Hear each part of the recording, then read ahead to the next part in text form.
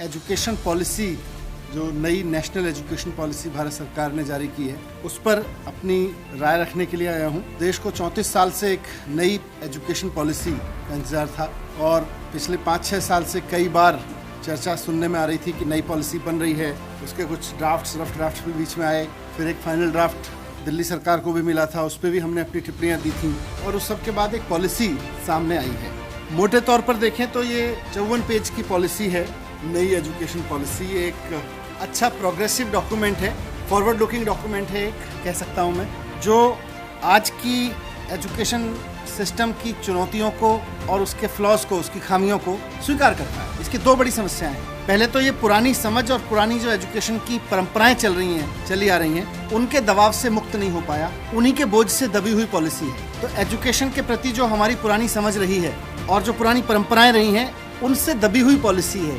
दूसरा, जिन सुधारों की इसमें बात की गई है, जिन जरूरतों की इसमें बात की गई है, उनको कैसे हासिल किया जाएगा, इस पर पॉलिसी या तो चुप है या भ्रमित। पॉलिसी उस पर या तो कुछ नहीं कह रही है या कह रही है तो ऐसा कह रही है जिससे समझ में आ रहा है कि कुछ समझ में नहीं आया पॉलिसी मेकर्स। भविष्य की जरूरतों को अच्छे से रखती है, लेकिन आज की व्यवस्था को भविष्य की जरूरतों तक लेकर कैसे जाएंगे, इस पर पॉलिसी चुप है। सबसे पहला पॉइंट है मेरा, मैं कहूंगा कि ये policy highly regulated poorly funded education model देती है। Highly regulated poorly funded. Highly regulated कैसे है? ये पॉलिसी कहती है कि साहब एक एजुकेशन डिपार्टमेंट होगा जो पॉलिसी मेकिंग का काम करेगा। दूसरा, डायरेक्टरेट ऑफ एजुकेशन होगा जो सरकारी स्कूल की ऑपरेशंस देखेगा। तीसरा, अलग से स्कूल की रेगुलेटरी अथॉरिटी होगी जो गवर्नमेंट स्कूल, प्राइवेट स्कूल्स को रेगुलेट किया करेगी। चौथा, शिक्षा आयोग होगा राज्यों का, केंद्र का, उसका अपना एक अलग निदेशालय होगा। पांचवा, SCRT अलग होगा, SCRT NCRT होंगे। फिर शिक्षा का बोर्ड होगा। तो एजुकेशन डिपार्टमेंट अलग, डायरेक्टरेट ऑफ एजुकेशन अलग, रेगुलेटरी अथॉरिटी अलग, शिक्षा आयोग अलग। ये सारे ऐसा घचमच करेंगे, ये सारी एजेंसियां आपस में टकराती रहेंगी। SCRT का फिर भी काम अलग है, मैंडेट है। बोर्ड का भी हम कह सकते हैं काम एकदम परीक्षा लेना क्या है, उस पर अलग दृष्टिकोण है। पर पॉलिसी मेकिंग, गवर्नमेंट स्कूल चलाना, रेगुलेटरी अथॉरिटी, फिर शिक्षा आयोग, सलाह देना, फिर और उसका भी अपना डायरेक्टरेट होगा फुल फ्लेजेड। ये सारी एजेंसियां आपस में टकराती रहेंगी, ये लड़ती रहेंगी, इनसे एजुकेशन क्या निकल के आएगी। इसीलिए मैंने कहा हाईली रेगुलेटेड और पुअरली फंडेड कहा मैंने पहले पॉइंट में। शिक्षा नीति कहती है, राष्ट्रीय शिक्षा नीति जो पेश की गई है, कल अप्रूव की गई है कि साथ 6% GDP का हमें एजुकेशन बजट पे देना चाहिए। और ये बात आज नहीं की गई, 1966 से कोठारी कमीशन के समय से इस देश में ये बात की जाती रही है कि साहब 6% जो है GDP का, वो हमें एजुकेशन पे खर्च करना चाहिए। आज शिक्षा नीति फिर से वही बात दोहरा रही है, पर ये होगा कैसे? 1966 से लेके आज तक हम अपने शिक्षा बजट को GDP के 6% के नजदीक नहीं ला पाए। अब कैसे ले आएंगे? इस पर एजुकेशन पॉलिसी, कोई पॉलिसी नहीं। तो 66 में भी वही बात कर रहे थे, 2020 में भी यही बात कर रहे हैं। पॉलिसी कहती है कि 10% एजुकेशन पे अभी खर्च हो रहा है, इसको हम 20% लेके जाएंगे अगले 10 साल में। कैसे लेके जाओगे भाई? केवल पॉलिसी बना के? अगर कानून नहीं बनाओगे तो कैसे लेके जाओगे? अगर इस बारे में रूल्स नहीं बनेंगे, कानून नहीं बनेंगे। मैंने पहले भी जब ये बात कही थी, कहा था कि 6% ऑफ GDP एजुकेशन पे खर्च किया जाएगा। केंद्र सरकार और राज्य सरकार द्वारा इस बात का कानून बनाना पड़ेगा। जब तक कानून नहीं बनाएंगे, कोई राज्य सरकार, कोई केंद्र सरकार, कोई इक्का दुक्का कर ले, राष्ट्रीय स्तर पे तो कोई नहीं होने वाला। कैसे होएगा? कौन 6% पे लेके जाएगा? तो देश भर के लिए एक कानून की जरूरत है, लेकिन वो उसकी बात नहीं करती। बस ये पॉलिसी में कहती है साहब 1966 से पॉलिसी चली आ रही है, आज तक तो 4% भी नहीं हुआ, 5% भी नहीं हुआ, 3% पे खड़े हैं। तो अब कैसे जाएंगे? इस पे पॉलिसी चुप है। दूसरा, पॉलिसी में फंडिंग को लेकर सीधी बात नहीं आती कहीं। पॉलिसी एक जगह कहती है कि नर्सरी से 12वीं तक, अभी जो RTA में पहली से 8वीं तक की एजुकेशन फ्री है, कंपलसरी फ्री एजुकेशन है, उसको कहती है नर्सरी से 12वीं तक फ्री कंपलसरी एजुकेशन होनी चाहिए। पर पॉलिसी कहती है कैसे होगी, इसको आगे जाके एग्जामिन करेंगे। अरे 34 साल बाद पॉलिसी लेके आए, 6 साल आपने पॉलिसी बनाने में लगा दिए, अभी भी आप लिख के दे रहे हो कि हम इसको एग्जामिन करेंगे कैसे होगा। फिर कर क्या रहे थे 6 साल से? अगर आप यही नहीं बता पाए कि 6 साल बाद या 34 साल बाद सरकार मिला के, तो भारतीय जनता पार्टी की पूरी लीडरशिप कर क्या रही थी इसमें? तो ये एजुकेशन की एक बड़ी समस्या है फंडिंग, और उस फंडिंग के बारे में कोई सॉल्यूशन ये पॉलिसी नहीं दे रही है। आज एजुकेशन फंडिंग की कमी का रोना रो रही है। ये एक बड़ा प्रॉब्लम है, इसलिए मैंने इसको कहा कि हाईली रेगुलेटेड पुअरली फंडेड है। कई सारे आयोग, कमेटी, फलाना ढिमका, और उसके बाद में कुछ नहीं। अब कुछ और प्रस्ताव है, जैसे मैंने कहा अर्ली चाइल्डहुड केयर अच्छा है, 3 से 6 साल तक मेन फ्रेम में लाना, लेकिन इसमें भी प्रॉब्लम यह है कि ये 2 मॉडल दे रहा है जो अभी एग्जिस्टिंग है। एक मॉडल है आंगनवाड़ी का मॉडल, वहाँ भी अर्ली चाइल्डहुड केयर की जाएगी। दूसरा है प्री प्राइमरी का मॉडल, नर्सरी, KG वगैरह स्कूल है। कहने को तो कहती है पॉलिसी के साथ समान एजुकेशन दी जाएगी, लेकिन मुझे ये बताइए कि एक बच्चा आंगनवाड़ी में जा रहा है और एक DPS के प्री प्राइमरी में जा रहा है, दोनों को समान एजुकेशन कैसे मिल रही है? समान एजुकेशन मिल ही नहीं सकती। एक को आंगनवाड़ी वर्कर पढ़ा रही है, एक को बहुत क्वालिफाइड प्री क्वालिफाइड टीचर पढ़ा रही है। तो दोनों जाने वाले बच्चों को एक स्तर की एजुकेशन की बात तो कर रही है, पर मॉडल में ही फेल है। एक आंगनवाड़ी का मॉडल है, एक प्री प्राइमरी का मॉडल है। और इसमें टीचर्स की कमी को पॉलिसी कहती है साहब इसमें टीचर एंगेजमेंट जो है कम्युनिटी एंगेजमेंट पे कर लेंगे। तो आज सरकारी स्कूलों में, मैं दिल्ली की भी बात कर सकता हूँ और देश भर में हम जानते हैं, सरकारी स्कूलों में पढ़ने वाले बच्चे जिस कम्युनिटी से आते हैं उसमें बहुत बड़े बच्चे, बहुत बड़ी संख्या में बच्चे फर्स्ट जनरेशन लर्नर हैं। जब फर्स्ट जनरेशन लर्नर्स हैं तो उस कम्युनिटी में ऐसे लोग कहाँ से आएंगे जो स्कूल में आके वॉलंटरी करके पढ़ा लेंगे? और गांव देहात में क्या होगा? वहाँ पे भी सरकारी स्कूलों में हम कह रहे हैं कम्युनिटी से लोग निकल के आके पढ़ाने लगेंगे। सारे स्कूलों में आप ले आओगे कम्युनिटी से लोग? चुप है इस पर। दूसरा ये, तीसरा और बहुत इंपॉर्टेंट चीज़ मैं कहना चाहता हूँ कि क्वालिटी एजुकेशन देना हर बच्चे को सरकार की जिम्मेदारी है। और हम बार बार कहते रहे कि सरकारी स्कूलों का स्तर इतना शानदार कर दो कि किसी को अपने बच्चे प्राइवेट स्कूल में भेजने ना पड़े, तब देश आगे बढ़ेगा। लेकिन ये पॉलिसी सरकारी स्कूलों को इम्प्रूव करने की अपनी जिम्मेदारी से बाहर। ये पॉलिसी इस पर कोई बात नहीं करती कि सरकारी स्कूल सिस्टम को देश में सुधारा जाएगा और इतना अच्छा किया जाएगा कि लोग प्राइवेट स्कूल पर डिपेंड ना करें, बल्कि इसके उलट ये पॉलिसी प्राइवेट स्कूल एजुकेशन को बढ़ावा देगी। इस पॉलिसी का एक कोट अनकोट मैं आपको पढ़ के सुनाना चाहता हूँ क्योंकि ये सबसे इंपॉर्टेंट एस्पेक्ट है। ये लिख रहा है कि private philanthropic efforts for quality education will be encouraged. ये फिलैंथ्रोपिक एजुकेशन आज सारे कोई कंपनी नहीं चलाती हमारे देश में, इसको समझने की जरूरत है इस लाइन को। एजुकेशन को जो प्राइवेट स्कूल भी हैं वो ट्रस्ट के तहत चलते हैं, तो फिलैंथ्रोपिक एफर्ट्स ही हैं सारे। तो भाषा में एक फिलैंथ्रोपिक एफर्ट्स हैं।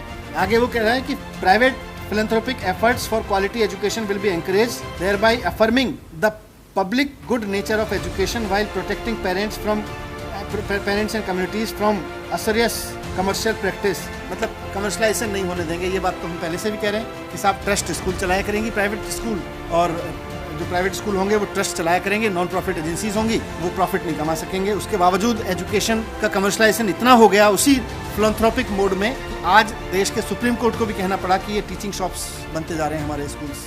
वैसे में अगर हम अपनी पॉलिसी में ये रखेंगे private philanthropic efforts for quality education will be encouraged, मतलब आप प्राइवेट स्कूल एजुकेशन को एनकरेज करने की पॉलिसी लेके आए हो 34 साल बाद, और एक ऐसे समय में जब लोगों के जॉब्स जा रहे हैं। सारी दुनिया में जो भी प्रोग्रेसिव कंट्रीज हैं उनके मॉडल हमारे सामने है कि वहाँ सारे का सारा स्कूल सिस्टम सरकारी स्कूल सिस्टम पे खड़ा हुआ है। कुछ लोग प्राइवेट स्कूलों में अपने बच्चे को भेजते हैं मनमर्जी से, लेकिन हर बच्चे को सरकारी स्कूलों में क्वालिटी एजुकेशन मिलती है। आप उस जिम्मेदारी से भाग के क्वालिटी एजुकेशन के लिए प्राइवेट स्कूल पे लोगों को छोड़ना चाहते हो। ये इस एजुकेशन पॉलिसी का मुझे लगता है सबसे बड़ा फ्लॉ है। 5वां पॉइंट मेरा है कि ये कहते हैं कि बीएड हम 4 साल का करेंगे। अच्छी बात है। इसका मतलब यह है कि आप फ्यूचर टीचर्स को क्वालिटी पे लाना चाहते हैं। हम भी इसकी वकालत करते रहे हैं। मैंने भी भारत सरकार के साथ एजुकेशन की मीटिंग्स में इसकी मांग की है कि भाई जब आप डॉक्टर बनाने के लिए 6 साल की पढ़ाई करते हो, इंजीनियर बनाने के लिए 4 साल की पढ़ाई करते हो, एक छोटा सा मोबाइल का सॉफ्टवेयर बनाने वाला आदमी आप इंश्योर करते हो कि वो 4 साल कम से कम पढ़ के आएगा तब मोबाइल का सॉफ्टवेयर बना पाएगा, इंश्योर करते हो। तो टीचिंग के लिए, टीचर बनाने के लिए आप 4 साल की पढ़ाई करो, ये हम भी मांग करते हैं। लेकिन ये फ्यूचर टीचर के लिए प्रोग्राम है, इस पर ये पॉलिसी अच्छे प्रस्ताव देती है। लेकिन आज देश के 30 करोड़ बच्चे 80 लाख टीचर्स के जरिए पढ़ रहे हैं आज हमारे स्कूलों में। उन 80 लाख टीचर्स को इस पॉलिसी में अच्छी लिखी बातों, अच्छी विशफुल थिंकिंग्स को इम्प्लीमेंट करने में कैसे लगाओगे, इस पॉलिसी में उसका कोई प्रोग्राम नहीं। 80 लाख टीचर्स आज आपकी इन पॉलिसी की अच्छी बातों को इम्प्लीमेंट करने की जिम्मेदारी उनके सर पे है। और मैं इसलिए कह रहा हूँ क्योंकि 2011 में, 2009 में हमारे देश में एक प्रयोग हुआ राइट टू एजुकेशन ला के। उसमें लिखा गया कि किसी भी बच्चे को फेल नहीं किया जाएगा और कंटिन्यूस कॉम्प्रिहेंसिव इवैल्यूएशन किया जाएगा, यानी कि पढ़ाई के साथ साथ उसका इवैल्यूएशन होता रहेगा और फिर किसी बच्चे को फेल नहीं किया जाएगा। 2 इंपॉर्टेंट चीज़ें थी उसमें, बहुत प्रोग्रेसिव सोच के साथ की गई थी, लेकिन यही गलती वहाँ भी की गई थी। अच्छी चीज़ें सोची गई लेकिन टीचर्स की ट्रेनिंग पर काम नहीं किया गया, एग्जिस्टिंग टीचर्स की ट्रेनिंग पर काम नहीं किया गया, तो कोई कंप्रिहेंसिव इवैल्यूएशन नहीं हुआ, कंटिन्यूस कॉम्प्रिहेंसिव इवैल्यूएशन नहीं हुआ, और अंत में नो डिटेंशन पॉलिसी एक बहुत बड़ा विलेन बन गई। एक बहुत शानदार आइडिया एक बहुत बड़े विलेन के रूप में सामने आया, जिसको पूरे देश में माहौल बना कि इसको वापस किया जाए। अगर आप 80 लाख टीचर्स के कंटिन्यूस उनकी क्वालिटी एनहेंसमेंट पे, उनके ट्रेनिंग्स पर, उनके एक्सपोजर पर काम नहीं करोगे और इसमें लिखी हुई अच्छी चीज़ों को इम्प्लीमेंट कराने में उनकी ट्रेनिंग की व्यवस्था नहीं करोगे, आप फ्यूचर टीचर तो 4 साल बाद आना शुरू होगा जब आप लागू करोगे। उसके बाद फिर धीरे धीरे उनकी संख्या बढ़ेगी। तब तक ये 80,000 टीचर्स आपकी इन चीज़ों को कैसे इम्प्लीमेंट करेंगे, उसका खाका आपने नहीं बनाया। इसीलिए मैंने कहा कि या तो पॉलिसी चुप है या भ्रमित है। फिर छठा पॉइंट मेरा है कि वोकेशनल को प्रमोट करेगी पॉलिसी। अच्छी बात है, हम भी कहते रहे वोकेशनल को, हमने तो वोकेशनल यूनिवर्सिटी बनाई है इस पर, लेकिन आज भी कर रहे हो वोकेशनल को प्रमोट, तो आप फिर आज सफल क्यों नहीं हो पा रहे? सफल इसलिए नहीं हो पा रहे क्योंकि वोकेशनल के सब्जेक्ट्स को आपने हायर एजुकेशन में सम्मान नहीं दिया। आज दिल्ली यूनिवर्सिटी के एडमिशन में वोकेशनल स्कूल में वोकेशनल सब्जेक्ट लेने वाले बच्चों का सब्जेक्ट कोई काउंटिंग नहीं। स्कूलों में वोकेशनल सब्जेक्ट लेने वाला बच्चे को DU में कोई एडमिशन नहीं मिलता वोकेशनल सब्जेक्ट के आधार पर। फिर बच्चा क्यों वोकेशनल करेगा? तो वोकेशनल एजुकेशन को सम्मानित कैसे बनाओगे, बच्चे का आगे का एडमिशन का चेन कैसे खुलेगा, इस बारे में पूरी की पूरी पॉलिसी एकदम साइलेंट है कि वोकेशनल की आगे एडमिशन की चेन कैसे खुलेगी, जो एडमिशन का बड़ा बैरियर है उसको कैसे, उस रोड ब्लॉक को कैसे दूर करेगी, उस पर पॉलिसी कोई बात नहीं कहती। सातवां पॉइंट है बोर्ड एग्जाम। पॉलिसी कहती है कि बोर्ड एग्जाम को ईजी किया जाए और बच्चों को 2 बार ऑप्शन दिए जाएंगे। मुझे नहीं पता ये पॉलिसी मेकर्स को किसने समझाया कि बोर्ड एग्जाम को ईजी करने की जरूरत है। एक्चुअली बोर्ड एग्जाम को वो इवेल्युएट करने की जरूरत है जो पढ़ाया जाना है। पेपर कड़ा होगा कि हल्का होगा, इस पे चर्चा पे आ गए, जबकि होना ये चाहिए था कि रटने की क्षमता की जगह समझने की क्षमता का मूल्यांकन करने की बात करते हैं। आज सारी की सारी परीक्षा प्रणाली रटने की क्षमता का मूल्यांकन करने पे लगी हुई है, बोर्ड भी उसी पे लगे हुए हैं। तो बोर्ड को रटने की क्षमता की जगह समझने की क्षमता का मूल्यांकन करने वाला बोर्ड कैसे बनाया जाएगा? अगर आप इस पे बात करते तो आप इजी और हार्ड का सवाल ही खत्म हो जाता। पर इसीलिए मैंने कहा था कि वो पुरानी परंपराओं और एजुकेशन की पुरानी समझ के बोझ से ग्रसित हो गई है पॉलिसी। क्योंकि पहले भी माना जाता था बोर्ड एग्जाम बहुत इंपॉर्टेंट है, साल के अंत में 3 घंटे का एक बोर्ड एग्जाम तय करेगा बच्चे ने कैसे पढ़ाई की। आज भी आप वही कह रहे हो, आप कह रहे हो उसको पेपर को थोड़ा इजी कर देंगे, बच्चा फेल हो गया दोबारा ऑप्शन दे देंगे। अरे बच्चा वो मांग रहा है, समाज वो मांग रहा है। आज दुनिया में एजुकेशन कैसे दी जा रही है सोचा तो होता। उस पर पॉलिसी पूरी तरह से फेल है, मैं गोल भी नहीं कहूँगा, फेल है। इजी करने का कोई मतलब नहीं है। दुनिया भर में आज कंटिन्यूस इवोल्यूशन हो रहा है, बोर्ड एग्जाम का कोई मतलब नहीं रह गया, बोर्ड्स खत्म हो चुके हैं, लेकिन हम अभी भी बोर्ड एग्जाम पर अटके हुए हैं। ये एक बहुत बड़ा फ्लो है। 8वां पॉइंट मेरा यह है कि पॉलिसी कहती है नेशनल टेस्टिंग एजेंसी बनाई जाएगी, मतलब NTA। ये इसको ऐसे समझिए कि दूसरे देशों में SAT वगैरह एग्जाम होते हैं, सेट वगैरह के एग्जाम होते हैं, अच्छी बात है, नेशनल टेस्टिंग एजेंसी बनाओगे। अब एक बच्चा जो 12वीं करके आ रहा है, आप उसकी परीक्षा, वो कह रहे हैं फिर मल्टीपल एग्जाम नहीं होंगे, बहुत सारी यूनिवर्सिटीज़ के एंट्रेंस एग्जाम नहीं होंगे, अच्छी बात है। तो जब आप हायर एजुकेशन में एंट्रेंस के लिए नेशनल टेस्ट ले ही रहे हो तो फिर बोर्ड किस लिए ले रहे हो? ये तो डुप्लीकेशन है। और बोर्ड का एग्जाम किस लिए? बोर्ड का एग्जाम खत्म कर दो। मुझे लगता है इस पर चिंतन किया जा सकता था, पर जैसा मैंने कहा कि NTA भी लेंगे, बोर्ड का एग्जाम भी लेंगे, पूरी तरह से कहीं कहीं कंफ्यूज नजर आती है पॉलिसी। 9वां पॉइंट मेरा हायर एजुकेशन के बारे में है। हालांकि हायर एजुकेशन को मैं और स्टडी करूंगा, जरूरत पड़ी तो फिर से आपके सामने आऊंगा हायर एजुकेशन के पॉइंट्स को लेके। और फिर भी एक प्राइमा फेसी अध्ययन मैंने किया है, हमारी टीम ने किया है। हायर एजुकेशन में सबसे ज़्यादा जोर दिया गया है कि साहब multidisciplinary higher education institutes बनाएंगे, MDHEI, multidisciplinary higher education institutes. और ये कह रहे हैं कि अगले 15-20 साल में देश के सारे स्कूल, सारे कॉलेजेस, सारे यूनिवर्सिटीज़ को मल्टी डिसिप्लिनरी बना देंगे। आज का मॉडल क्या है ये समझ लीजिए। आज का मॉडल है, एक तरफ हमारे सामने दिल्ली यूनिवर्सिटी, जामिया, बनारस यूनिवर्सिटी और देश की बहुत तमाम यूनिवर्सिटीज़ हैं, ऐसी यूनिवर्सिटीज़ हैं, IP यूनिवर्सिटी है दिल्ली की, मल्टी डिसिप्लिनरी यूनिवर्सिटीज़। उसमें MBA भी कराते हो, इंजीनियरिंग भी कराते हो, इकोनॉमिक्स में भी कराते हो, बहुत सारे अलग अलग आर्ट्स के कोर्स भी कराते हो सब। आज लेकिन स्पेसिफिक यूनिवर्सिटीज़ भी हैं, DTU भी है, IIT भी है। अब आप क्या कह रहे हो? देश के सारे कॉलेजेस और यूनिवर्सिटीज़ को मल्टी डिसिप्लिनरी बनाएंगे, मैंडेटरी। यहाँ भूल कर रही है पॉलिसी। दोनों चीज़ों की ज़रूरत है, मल्टी डिसिप्लिनरी की भी ज़रूरत है। आप मल्टी डिसिप्लिनरी यूनिवर्सिटीज़ और कॉलेजेस को और रिच करो, उनकी संख्या बढ़ाओ, लेकिन ये स्पेसिफिक यूनिवर्सिटीज़ है, इनको बर्बाद मत करो। आप कह रहे हो कि IITs में तो हम एक्टिंग भी सिखाएंगे और FTII में इंजीनियर भी पैदा करेंगे, ये कैसे होगा? फिल्म ट्रेनिंग इंस्टीट्यूट एक्टर्स देता रहा है देश को, IIT देश के इंजीनियर्स देता रहा है। आप कह रहे हो सबको मल्टी डिसिप्लिनरी बना देंगे, तो IIT में एक्टिंग सीखा करेंगे लोग आके, और FTII में जाके लोग इंजीनियरिंग सीखा करेंगे। सेक्टर स्पेसिफिक यूनिवर्सिटीज़ और कॉलेजेस की दुनिया भर में इंपॉर्टेंस है। आज बर्कले का म्यूजिक कॉलेज देख लीजिए, बिजनेस कॉलेजेस देख लीजिए, MIT जैसे कॉलेजेस देख लीजिए, इकोनॉमिक्स के कॉलेजेस देख लीजिए, वो सारे सेक्टर स्पेसिफिक कॉलेजेस हैं। हम पता नहीं किस रोमांटिज्म में आ गए मल्टी डिसिप्लिनरी के, कि सारा कुछ मल्टी डिसिप्लिनरी की अपनी इंपॉर्टेंस है, आप करिए और अच्छा करिए, अभी भी एग्जिस्टिंग है, लेकिन जो सेक्टर स्पेसिफिक कॉलेजेस यूनिवर्सिटीज़ हैं उनको तो बर्बाद मत करिए।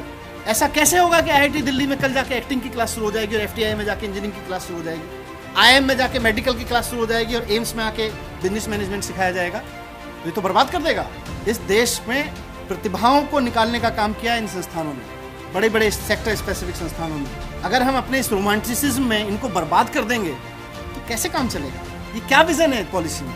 ये तो इसीलिए मैंने कहा कि कई जगह भ्रमित है। दूसरा, मैंने बीवॉक के लिए कहा, एक जगह पॉलिसी बात करती है बीवॉक की, वोकेशनल एजुकेशन की कई जगह बात करती है, लेकिन आज बच्चा बीवॉक में नहीं जाना चाहता। हमने भी 9 कॉलेज शुरू किए बीवॉक की, नहीं जाना चाहता बच्चा। कम बच्चे जाना चाहते। क्यों नहीं जाना चाहता? मैंने पता किया, बोला साहब क्या करेंगे जाके? देश भर में नौकरियों के जो रिक्रूटमेंट रूल्स हैं, आरआर्स हैं, उसमें बीवॉक की कोई मान्यता नहीं है। आज एक बीवॉक करने वाला बच्चा आईएएस का नहीं बन सकता। आप कहने को तो कहते हो बैचलर ऑफ वोकेशनल, प्रधानमंत्री जी स्किल इंडिया और वोकेशनल की बात करते हैं, पॉलिसी कहती है साहब बीवॉक को बढ़ाएंगे, हम वोकेशनल को बढ़ाएंगे। लेकिन अगर एक बीवॉक करने वाला बच्चा, वोकेशनल में बैचलर की डिग्री लेने वाला बच्चा, अगर आप उसको कहोगे नहीं जी तुम बैचलर तो हो पर वो वाले नहीं हो जिसको हम आईएएस बना सकते हैं, वो वाले नहीं है जिसको हम यूपीएससी एग्जाम दिला सकते हैं, फिर काहे को बढ़ावा दे रहे हो यार? किसको आप भ्रमित करने की कोशिश कर रहे हो? तो बीवॉक के साथ इंजस्टिस करती है, पूरी की पूरी वोकेशनल स्ट्रीम के साथ में बहुत वो करती है। आखिरी पॉइंट मेरा क्रिटिकल ये है, पूरा का पूरी पॉलिसी में स्पोर्ट्स मिसिंग है।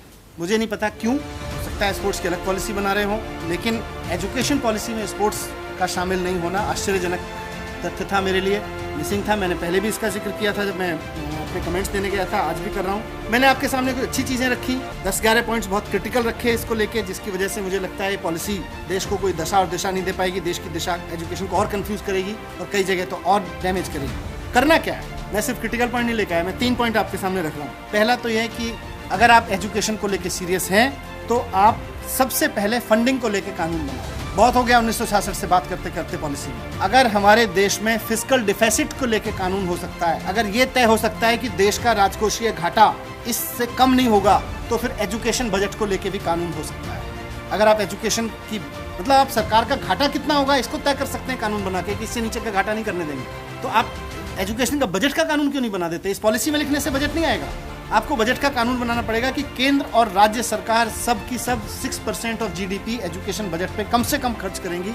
ये मैंडेटरी होगा देश में। जब तक ये कानून नहीं बनाओगे, इस पॉलिसी में लिखी हुई बातें ख्याली पुलाव हैं। मिड डे मील के लिए पैसा कहाँ से लाओगे? इतने सारे टीचर्स के लिए रिक्रूटमेंट कहाँ से करोगे? ऐसा ही नहीं है आपके पास में।